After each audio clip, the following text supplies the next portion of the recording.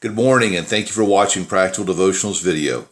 We've been covering Proverbs chapter 7, the story of a woman who is pursuing a man and pursuing him for no good. And so far, we've seen that he's just going wherever he wants to and not taking any precautions. And she's lurking at every corner trying to find this young man, and she even makes herself attractive to him.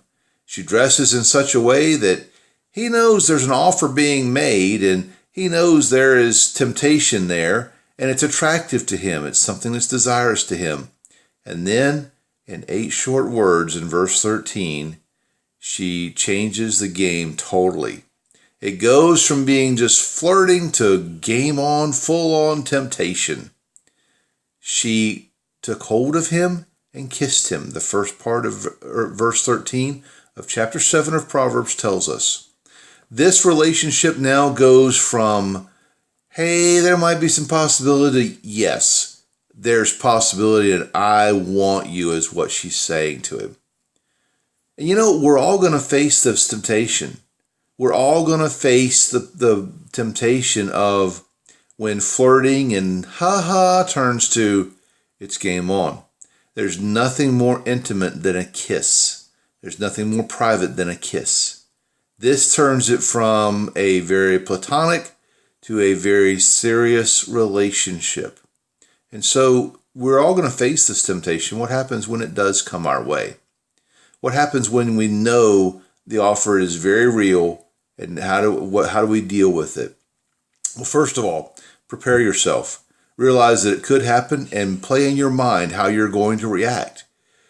Athletes practice plays so they can perform in crunch time. The same thing. Just imagine that person trying something you don't want, an unwelcomed advance. How do you say no? How do you turn it down? And then second, when it does come, turn it down and turn it down decisively. Be very quick about what you're doing. Finally, the third thing you need to do is then you create some space.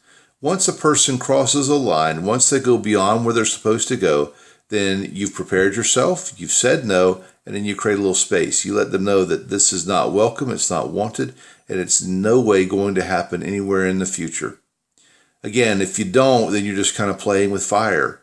If you excuse it and laugh it off, then you're allowing that person, hey, well, maybe next time they might say yes. Maybe their thinking is, well, I'll just give them an obvious chance to overcome an error in judgment. They're thinking they can get you to say yes the next time. My point is this. We're going to face these temptations.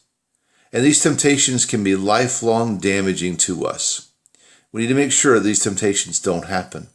And we need to make sure that when they do happen, that they are dealt with decisively and quickly. Otherwise, they linger in our lives. We want to make sure that we're not the victim of immorality. It'll ruin your life.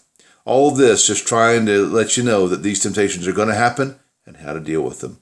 Want to read the whole devotional? Go to the link at the bottom of the page, and we'll see you tomorrow.